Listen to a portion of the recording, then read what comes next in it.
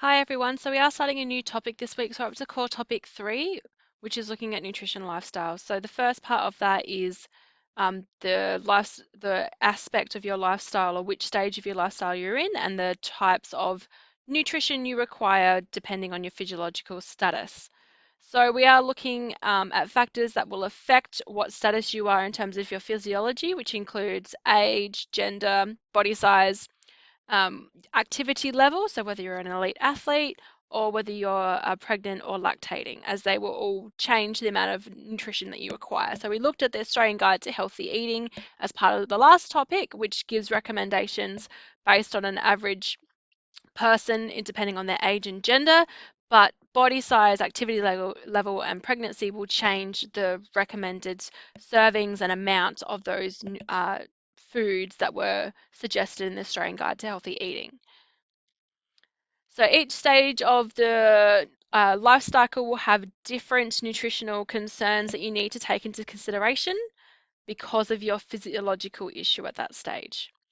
So pregnancy, during this time, we've got a massive amount of growth that is happening, and we need to take that into consideration with the amount of nutrition that you're consuming and the micronutrients specifically to make sure that the fetus grows correctly. So all of the nutrients that are consumed by the fetus is totally dependent on what the mother consumes, which is why it's really important that mothers, when they become pregnant, make sure they are consuming appropriate macro and micronutrients. So the idea of eating for two is actually a bit of a fallacy. You should be consuming more nutrient intake, but not necessarily kilojoules. So yes, you do need to consume more kilojoules for energy, but not double the amount of food that you're eating because you're growing a baby. So the kilojoule adjustment for pregnant women is about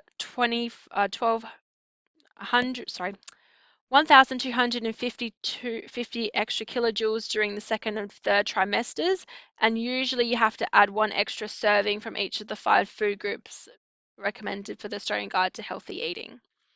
So if you do put on too much weight during pregnancy, you do risk potentially getting gestational diabetes, backaches, high blood pressure. You may need to have a cesarean birth because your baby is too large. So it's really important that you don't eat too much, otherwise this could result in complications later in the pregnancy and potential health problems for your baby as well. So the amount of weight gained during pregnancy depends on the pre-pregnancy weight of the mother, but is generally about 10 to 13 kilos. So quality of food is really important for the first trimester. This is where the brain, the heart, and the spinal cord develop, and it's really important that the fetus has all of the micro and macronutrients that it needs to be able to grow those really important organs, which is going to impact on the healthiness of the fetus. And then in the second and third trimester, you should really be increasing your fruits, vegetables, and cereals. So a higher intake of protein is required for growth of the fetus, but also for the placenta, enlargements of the breast and uterus, and also the increase in blood volume as well. So animal protein is more useful as it is a complete protein. It does mean that if you are a vegetarian, it is going to mean that you have to pair your incomplete proteins to make sure you're getting complementary proteins. So a healthy diet should include complex carbohydrates as well, and fat-soluble vitamins like A, D, E, and K should be consumed in higher amounts because of their purpose in the pregnancy. So vitamin D is really important for teeth and bones. It also helps to absorb calcium. Your B group vitamins are there to release energy from proteins, lipids, and carbohydrates to make sure there's enough energy around. B6 is for protein synthesis, which is really important for the growth of the baby. You've got folic acid, which helps to prevent neural tube defects such as spina bifida, and vitamin C helps to promote iron absorption, which is really important. So other minerals that are really important during pregnancy include iron and calcium. Iron for your formation of your red blood cells, and calcium, which is required for bones and teeth as well. So some of the things that mothers should avoid if they do become pregnant include smoking and alcohol. So smoking can cause respiratory distress, as well as a low birth rate and a failure to thrive of the fetus. And alcohol can cause brain damage, stunted growth, and fetal alcohol syndrome as well. So during lactation, nutritional requirements are actually greater than pregnancy because of all the energy required to produce the breast milk. So mothers do often tend to feel quite hungry and thirsty. So some of the nutrients that you need to increase for lactation includes protein, calcium, folate, zinc, magnesium, vitamin B6, and water.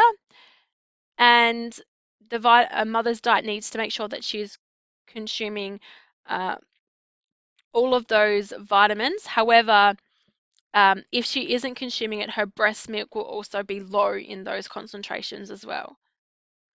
Now, there is no relationship between the mother's mineral intake and the quality of the breast milk, but what will happen is that the body will take that calcium from somewhere else. So it could mean that later in life, the mother actually has a lower bone density because the body has taken calcium from the only place it can get it, which is the bones.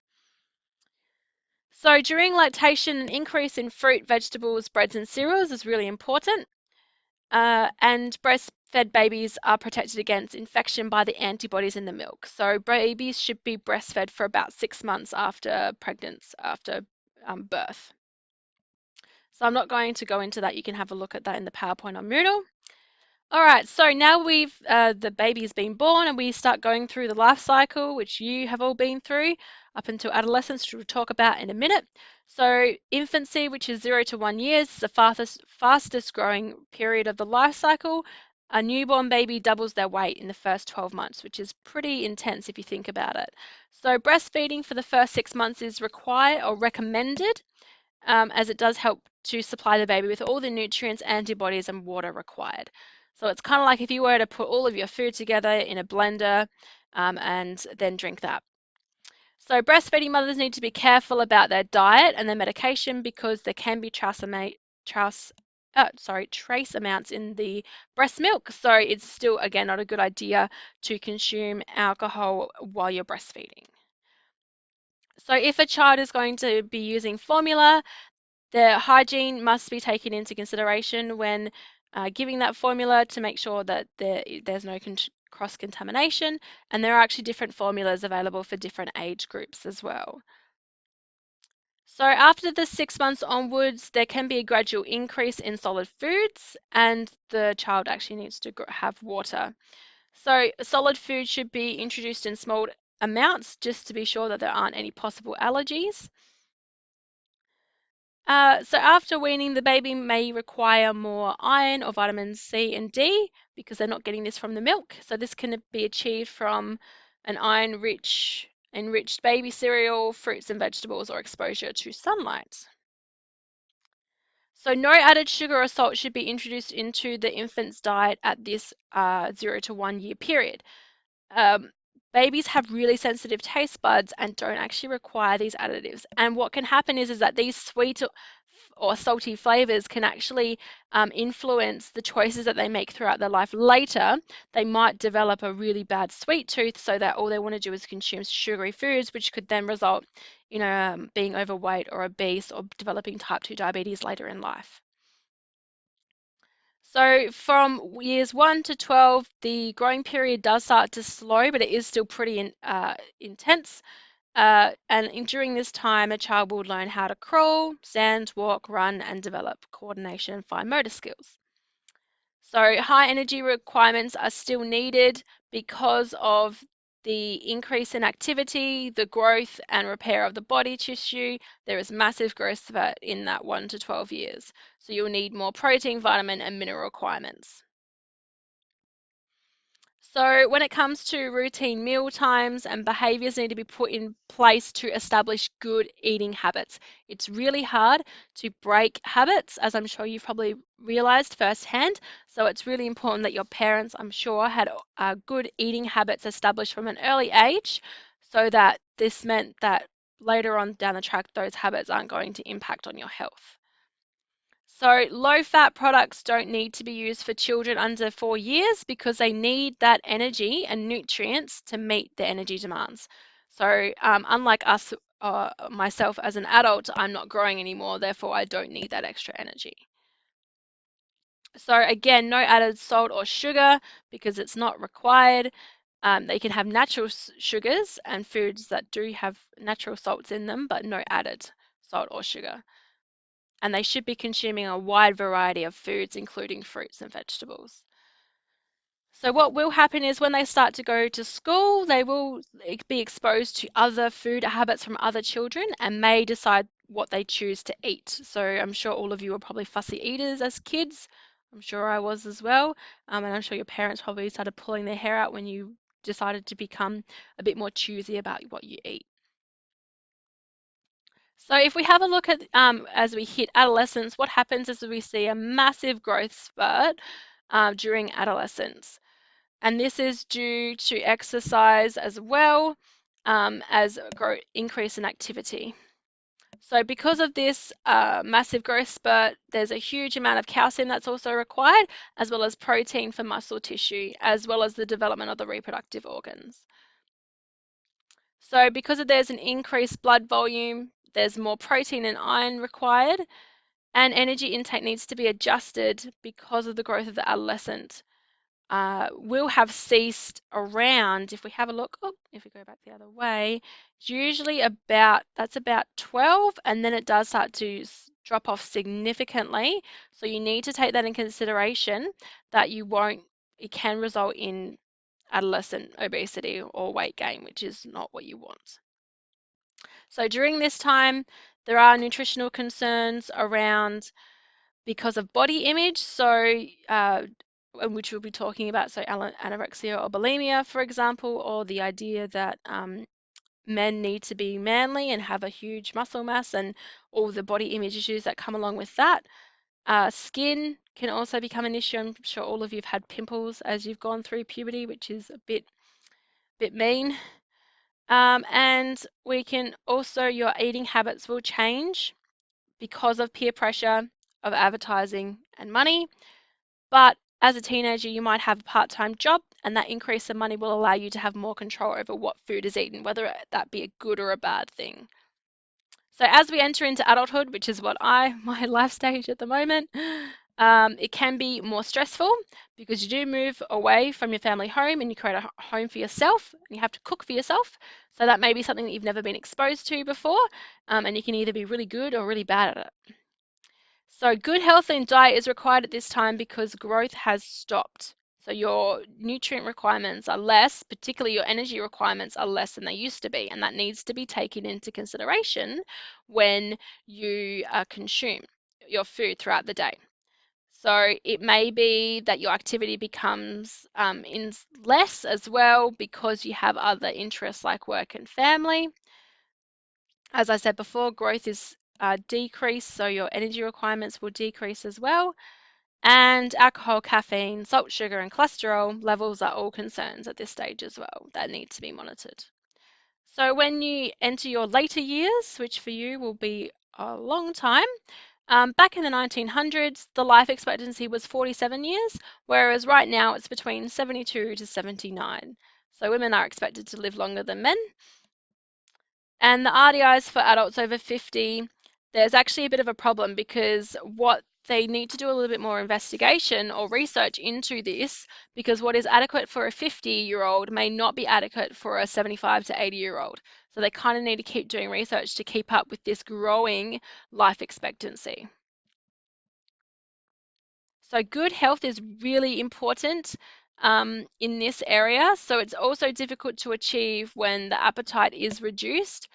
And your physical activity will also decrease as well, which can result in weight gain and diet-related disorders like diverticulitis, for example. So again, you might have lower healing of wounds or injuries. Bones will become more brittle as calcium stores are depleted, which is why it's really important that calcium be consumed in the later years.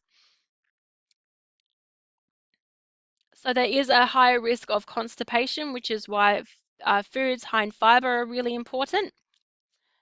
And the 65 plus, this is the highest group that has the highest risk of malnutrition. So foods like meats need to be avoided because they're difficult to chew, whereas fish, mincemeat, or other soft meat dishes are appropriate alternatives based on the demographic. So athletes, to maximize athletic performance, should increase their complex carbohydrates, eat plenty of dietary fiber, and don't eat excessive simple carbohydrates. They should also eat less fat and choose lean red meat to increase their iron stores and choose low fat dairy products. They should eat enough protein to allow for body growth and repair. They shouldn't be consuming too much salt as it can actually cause cramps, and they should be drinking plenty of fluid to prevent dehydration. So alcohol should be avoided because of its interference with coordination, vision, and judgment, as well as dehydrating body cells, as well as the brain. And there's actually little scientific evidence that nutrient supplements improve performance. So things like Powerade, for example, doesn't actually really do anything. Water is just as hydrating. I won't go through this table. You can have a look at it on Moodle. For women in sport, you need to ensure that sufficient iron level because that could lead to excessive fatigue, breathlessness, and cramps. And calcium should be increased as well. With athletes in general, there needs to be a higher iron intake because of the number of red blood cells, and they do also have a high loss of iron through sweat. And there can be some iron loss through gastrointestinal bleeding as well. So iron's really important.